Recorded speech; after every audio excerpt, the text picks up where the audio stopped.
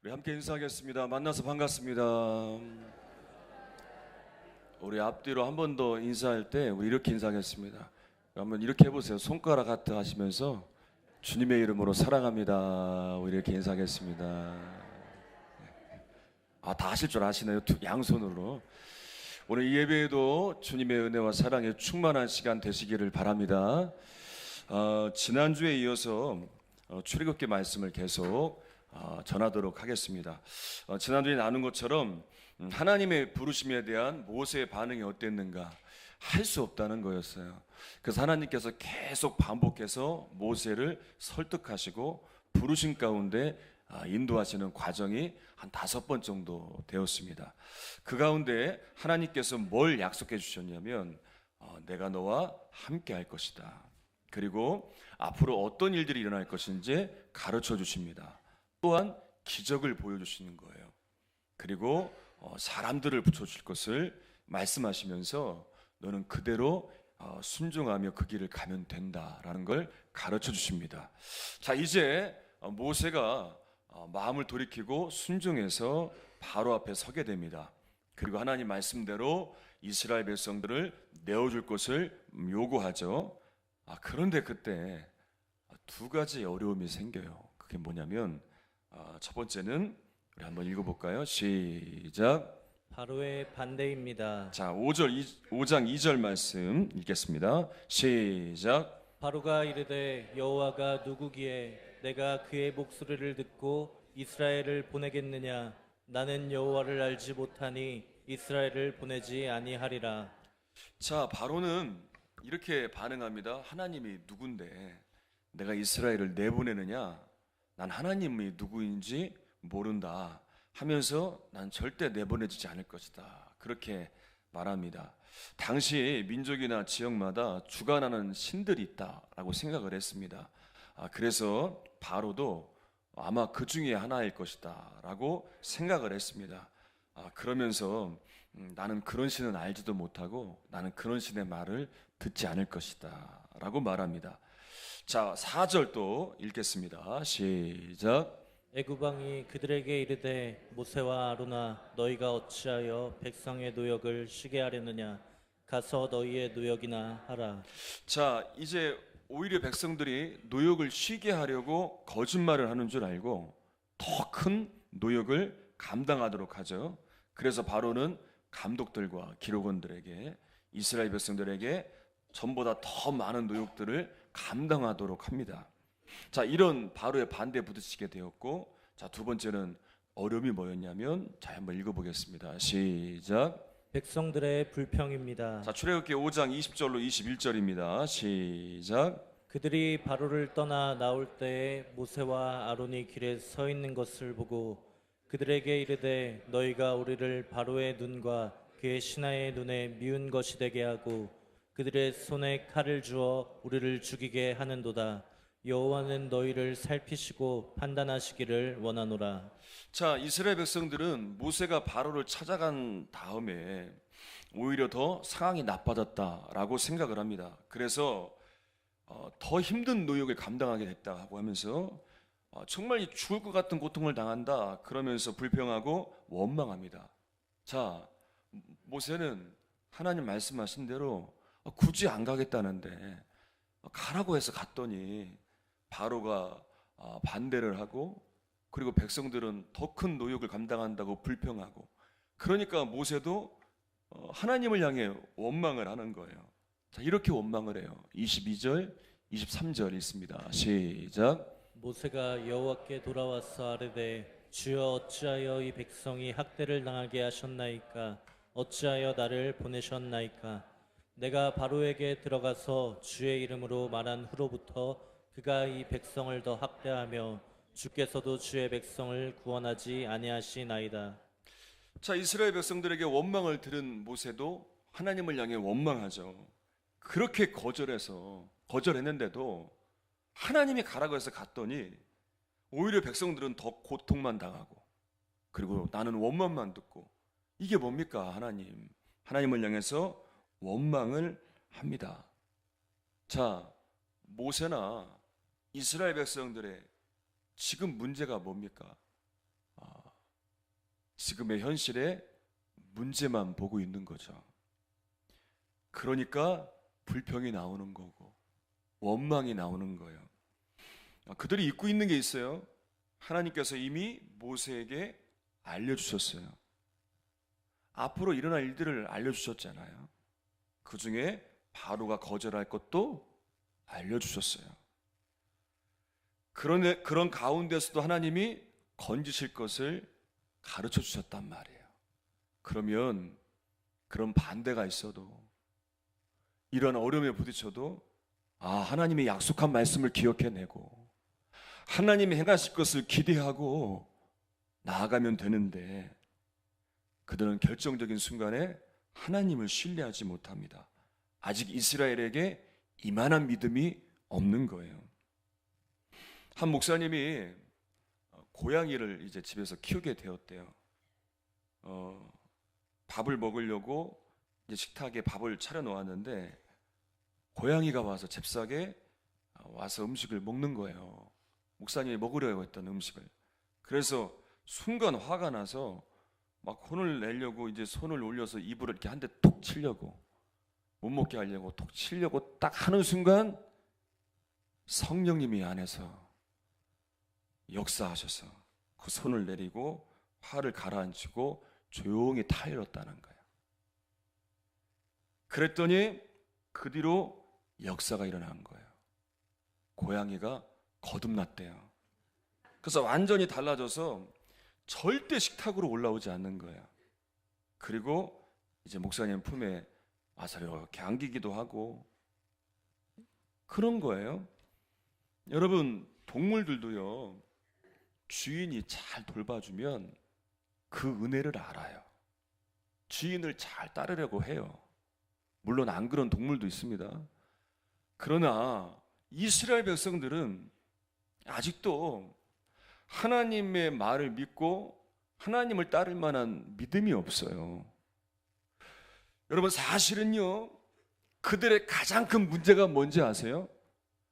지금 그들을 가로막고 있는 바로가 아니에요. 그들을 내어주지 않는 바로가 문제가 아니란 말이에요. 가장 큰 문제는 그들 자신이에요. 하나님이 앞으로 일어날 일들에 대해서 가르쳐 주셨고 이미 말씀도 주셨지만 그 말씀을 믿지 못하는 그들 자신이 가장 큰 문제예요. 그 가운데서도 하나님을 신뢰하지 못하는 그들 자신이 가장 큰 문제예요. 그래서 원망이 나오고 불평이 나오고, 여러분, 이때만 그랬습니까? 우리가 잘 알다시피 이 불평과 원망은 계속해서 나오죠. 여러분, 우리도 마찬가지예요. 우리가 제대로 알고 있어야 돼요.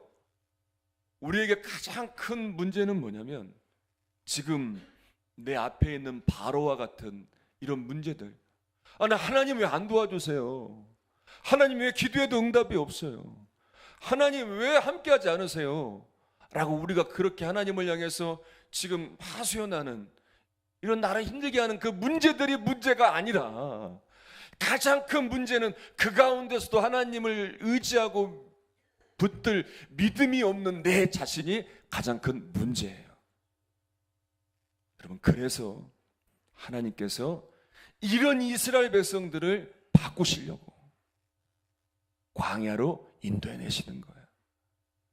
한 목사님이 중국에서 복음을 전하다가 갇히게 되었어요. 막 이게 갇히기 전에는 막 뜨거움과 열정을 가지고 복음을 전했는데 막상 갇히고 나니까 마음이 약해지는 거예요. 그리고 그 발에 족쇄를 이렇게 채워놨다는 거예요. 그리고 이게 움직일 때마다 이게 조여오니까 상처가 생기고 움직일 때마다 너무 아픈 거예요. 그래서 너무 낙심이 오고 절망이 오고 자살을 생각하는 거예요. 어떻게 죽을까 매일 연구만 하다가 보니까 위에 천장에 전구가 있는 거예요. 저 전구를 뜯어서 전기를 이렇게 전구를 빼내고 내가 감전이 돼서 죽어야 되겠다. 그리고 이렇게 전구를 빼내고 이제 전류가 흐르도록 그걸 양손에 잡은 거예요. 그리고 빵 하고 소리가 나더니 쓰러진 거예요. 이제 난 죽었구나. 그런데 움직여요. 살아 있어요. 알고 보니까 발에 차고 있었던 족쇄가 전류가 그리로 흘러버려서 큰 충격을 받지 않고 살게 된 거예요. 그리고 그 순간 이분이 옥에 갇혔던 바울과 실라를 생각하는 거예요.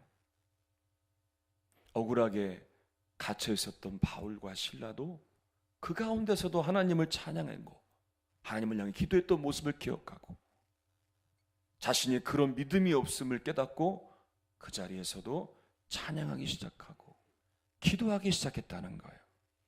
오늘 새벽에도 말씀을 나눴지만 다윗이 다시 한번 시편에서 고백했던 57편의 말씀을 생각해내요.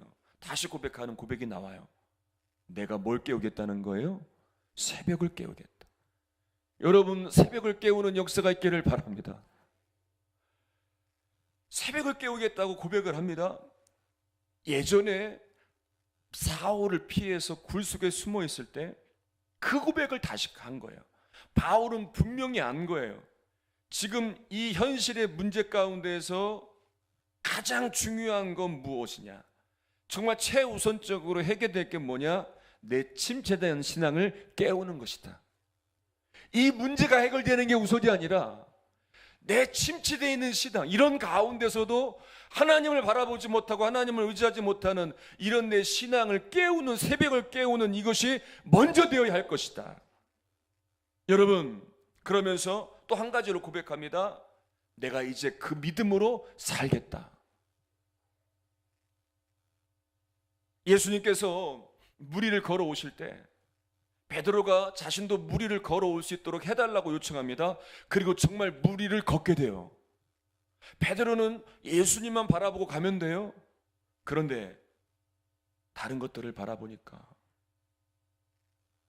깊은 바다가 보이고 바람도 불어오고 주님을 보지 않으니까 두려움이 생기고 물에 빠지게 되는 거예요. 그때 예수님이 뭐라고 말씀하시는지 아십니까? 이렇게 말씀하세요. 마태복음 14장 31절 우리 한번 읽어보겠습니다. 시작. 예수께서 즉시 손을 내밀어 그를 붙잡으시며 이르시되 믿음이 작은 자여 왜 의심하였느냐 하시고. 자, 믿음이 작은 자여 왜 의심하느냐? 말씀만 믿고 네가 나만 믿고 나오면 되는데 왜 나를 보지 못하고 이 말씀을 붙들지 못하고 왜 의심하느냐? 그래서 빠지는 것 아니냐? 여러분, 우리도 믿음이 없기 때문에 자꾸만 낙심이 와요. 믿음이 없기 때문에 자꾸만 우리 입술에서 불평과 원망이 나와요. 그때 여러분, 우리가 먼저 해야 될 게 뭔지 아십니까? 새벽을 깨우는, 심령을 깨우는, 하나님을 향해 믿음의 눈을 갖는, 믿음의 눈을 뜨는, 여러분들의 지금의 눈이 뜨여지는 역사가 일어나야 돼요. 그래서 이렇게 하나님을 향해서 하소연하고 불평하는 모세에게 이 말씀을 하시는 거예요. 오늘 본문의 말씀 읽어볼게요. 출애굽기 6장 1절로 2절 시작. 여호와께서 모세에게 이르시되 이제 내가 바로에게 하는 일을 내가 보리라. 강한 손으로 말미암아 바로가 그들을 보내리라. 강한 손으로 말미암아 바로가 그들을 그의 땅에서 쫓아내리라.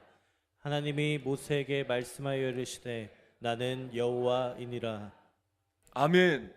여러분, 모세에게 뭘 말씀하십니까? 바로보다 더 강한 손으로 바로의 손에서 이스라엘 백성들을 건져주실 것이라는 거예요. 하나님이 하시겠다는 거예요. 아무리 반대를 해도, 아무리 막으려고 해도 하나님은 더 강한 손으로 하신다는 거예요. 왜냐하면 하나님은 그만한 능력이 있으시기 때문에. 몇 년 전에 한 목사님의 교회 사택이 불이 났어요. 그 전소가 된 거예요. 근데 이분이 낙심하지 않으시는 거예요. 이런 고백들을 올렸더라고요. 상황을 보니까 이제 교회 건물이 오래되어서 리모델링을 잘 했어요. 근데 이제 하다가 이 건축비가 없으니까, 부족하니까 사택은 이제 공사를 못 한 거예요. 먼저 교회 공사부터 하고 났어요. 그리고 사택을 하지 못한 거예요. 근데 어느 날 갑자기 번개가 친 거예요. 번개가 쳐서 사택에 불이 나서 사택이 완전히 전소가 됐어요. 그런데 놀라운 것은 옆에 붙어있는 그 새롭게 리모델링한 교회는 하나도 손해를 보지 않은 거예요. 야, 교회와 사택이 이렇게 붙어있는데 어떻게 이런 일이 일어날 수 있을까? 만약에 바람이 그쪽으로 불었다면 새롭게 공사한 교회도 다 타버렸을 것 아니에요. 그래서 이 목사님이 불이 난 사택을 보고 절망한 게 아니라 멀쩡한 교회 건물을 보면서 감사하는 글을 올렸더라고요. 여러분, 이처럼 우리가 무엇을 보느냐가 정말 중요합니다. 그것이 우리의 신앙이 깨어 있는지, 우리의 신앙이 살아있는지를 평가하는 기준이 됩니다. 여러분, 무엇을 봅니까? 여러분들은 이스라엘을 내어주지 않는 반대하는 바로와 같은 문제들만 봅니까? 아니면 하나님이 함께 하실 것이라는 이 말씀을 붙들고 하나님의 역사하시는 그것을 바라봅니까? 여러분들은 문제만 보지 말고 현실의 불합리한 상황을 보는 것이 아니라 함께 하시는 하나님을 보시고 하나님이 이미 주신 말씀을 붙들고 승리하는 역사들이 일어나기를 바랍니다. 우리 한번 옆 사람과 한번 인사를 하겠습니다. 우리 악수하시면서 좀 깨워 가시면서 인사하겠습니다. 우리 함께 하시는 하나님을 바라봅시다. 모세나 이스라엘 백성들은 그들이 봐야 할 것은 바로가 아니었습니다. 바로가 행한 일들을 보면 낙심하고 절망할 수밖에 없죠. 모세와 이스라엘 백성들이 봐야 할 건 그 불합리한 상황 가운데서도 여전히 붙드시는, 여전히 이끄시는 전능하신 하나님을 바라봐야 돼요. 그리고 하나님 주신 말씀이 있잖아요. 이 말씀과 약속을 붙들고 그것을 기대하는 거예요. 여러분, 우리의 신앙도 그렇게 하는 거예요. 하나님이 주신 말씀이 있잖아요. 우리에게 주신 약속이 있잖아요. 우리는 그것을 기대하며 가는 거예요. 그러면 다윗처럼 대적들에게 쫓기는 신세 가운데서도, 굴 속에 갇혀있는 상황 가운데서도 하나님을 찬양할 수 있어요. 하나님의 영광을 구할 수 있어요. 바울과 실라처럼 옥에 억울하게 갇혀있지만 그 가운데서도 여전히 기도할 수 있고 여전히 찬양할 수 있어요. 한동대 김영일 총장님의 간증 말씀드린 적도 있죠. 이제 학교가 부도 위기에서 이제 법정 구속이 되어서 감옥 생활을 하게 되었대요. 그런데 수많은 사람들이 이분을 위해서 기도했다는 거예요. 그리고 학교의 문제가 해결되기를 위해서, 또 필요한 금액들이 채워지기를 위해서 기도했다는 거예요. 그리고 5개월 만에 이제 나오게 되었다는 겁니다. 그리고 놀라운 일이 일어났는데 5개월 동안 갇혀 있는 동안, 감옥에 계시는 동안 한국교회와 성도들이 여기저기서 이 소식을 듣고 한동대를 돕기 위해서 후원금을 보내서 필요한 금액이 채워졌다는 거예요. 그래서 직원들이 농담으로 그런 얘기를 했대요. 총장님, 더 계셨으면, 더 오게 계셨으면 더 많은 후원금이 채워졌을 텐데 하고 농담을 할 정도라고. 이건 그런 이야기를 들었습니다. 여러분, 무슨 얘기입니까?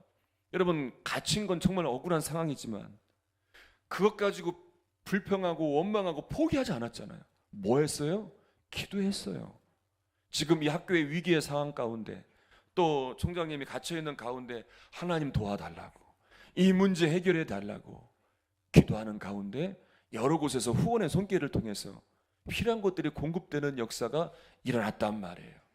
여러분, 우리는 단지 현실에 부딪히는 문제를 보고 하나님의 역사를 판단해서는 안 됩니다. 늘 말씀을 드리지만 우리는 자꾸만 결과만 보고 판단을 하려고 해요. 뭔가 잘 되어져야만 되고 뭔가 잘 이루어져야만 하나님께 감사할 수 있다고 생각을 합니다. 아니에요, 여러분. 잘 안 돼도 하나님께 감사할 수 있고요. 잘 안 이루어져도 하나님께 감사할 수 있어요. 아멘을 잘 안 하십니다. 다시 한번 할게요. 잘 안 돼도 감사할 수 있고요. 잘 안 이루어져도 감사할 수 있어요. 왜냐하면 하나님이 여전히 우리와 함께 하시기 때문에, 하나님의 말씀은 여전히 유효하기 때문에, 우리는 그것을 붙들고 살고 그것을 기대하기 때문에 우리는 여전히 이 자리에서 언제라도 감사하며 살 수 있습니다. 그래서 믿음은 현실과 상황을 보는 것이 아니에요. 이런 상황 가운데서도 여전히 신실하신 하나님을 바라보는 이 변함없는 믿음을 가지고 사는 분들이 진짜 믿음의 소유자고, 그 믿음이 승리를 이루는 거예요. 이스라엘 백성들이 이 믿음이 없는 거예요. 그래서 이 믿음을 하나님께서 갖게 하시려고 그들을 이끄시면서 또 그들에게 하나님의 백성으로 삼으셔서 하나님 나라와 하나님의 뜻을 이루시기 위하여 그들을 그렇게 이끌어 가시는 거예요. 이제 말씀을 정리할게요. 여름마다 몇몇 교회들과 연합 수련회를 계속 해왔어요. 이제 이것이 이제 지방 수련회로 자리가 잡히게 되었고, 이제 올해도 그렇게 진행을 합니다.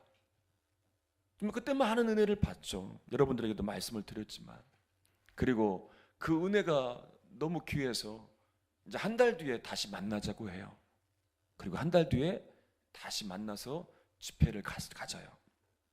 그런데 한 달 지난 그 모습들은 그때 그 충만한 모습이 아니에요. 그 모습이 사라졌어요. 수련회 집회 요청을 받고 다시 재차 방문하는 교회들이 있어요. 가보면 그때 그렇게 은혜 받고 그때 그렇게 주님을 위해 살겠다고 고백했던 그 뜨거운 모습이 없어요. 아이들의 신앙이 다시 밑바닥으로 떨어져 있어요.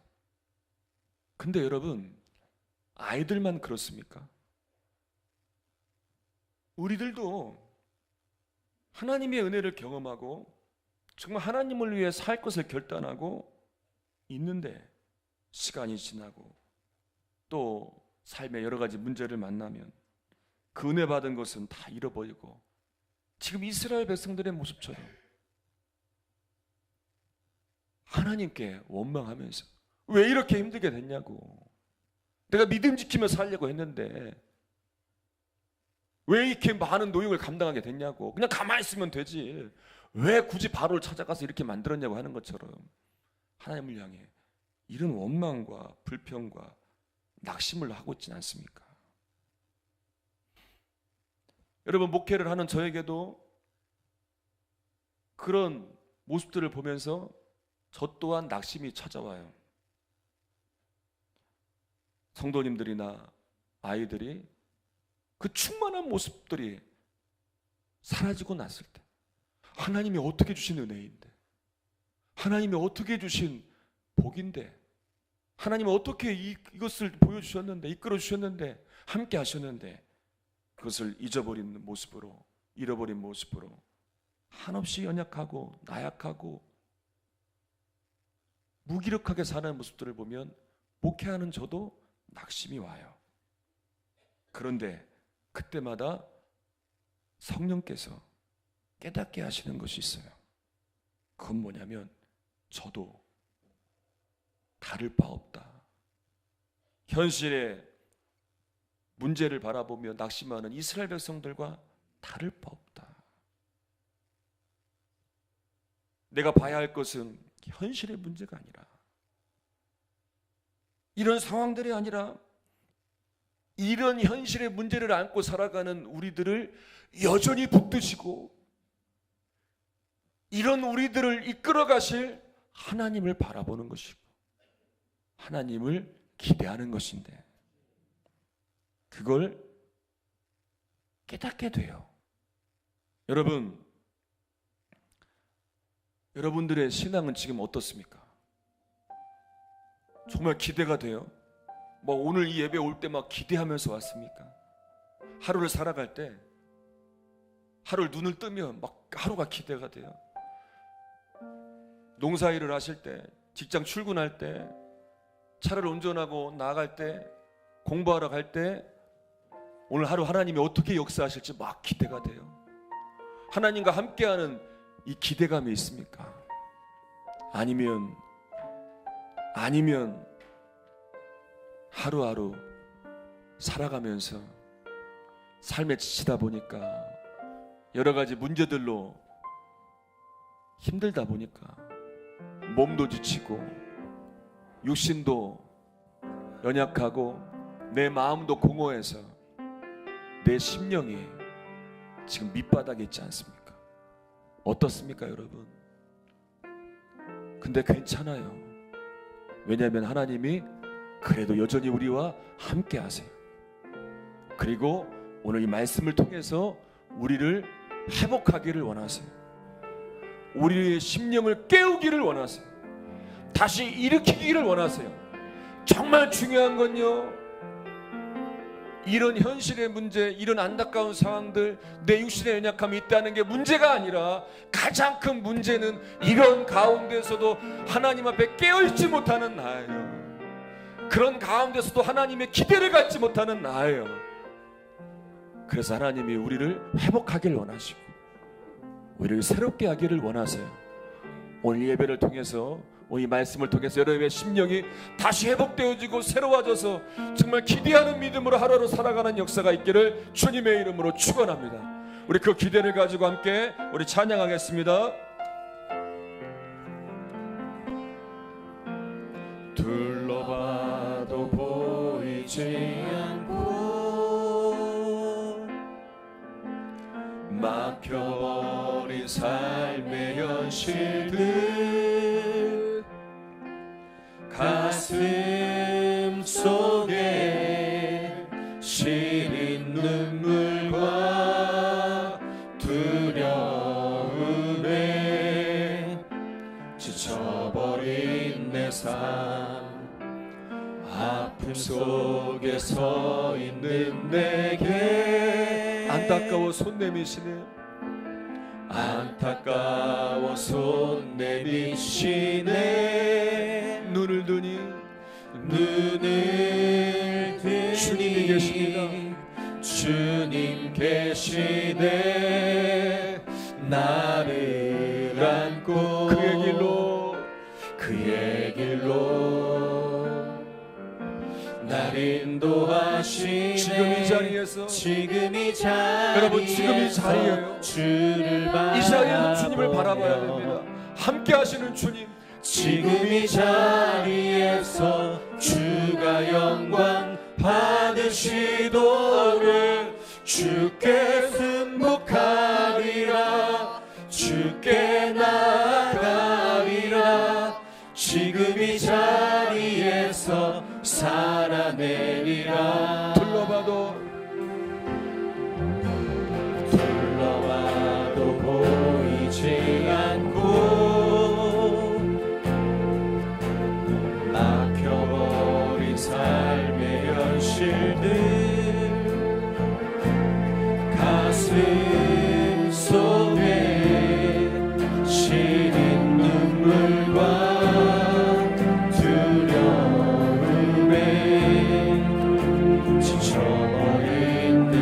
아픔 속에 서 있는 여러분, 주님이 우리에게 안타까워 손 내미십니다.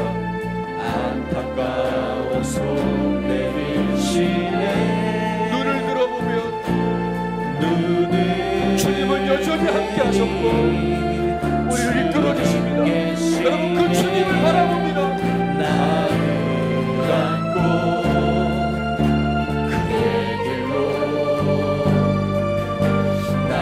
우리 아픔 속에 서 있는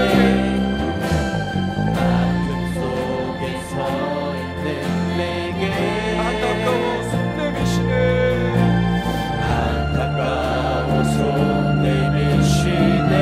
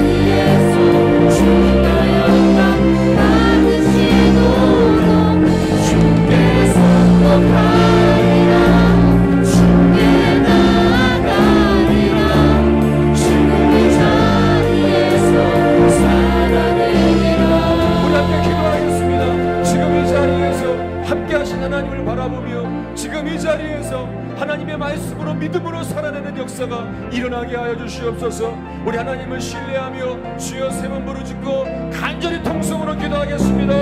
주여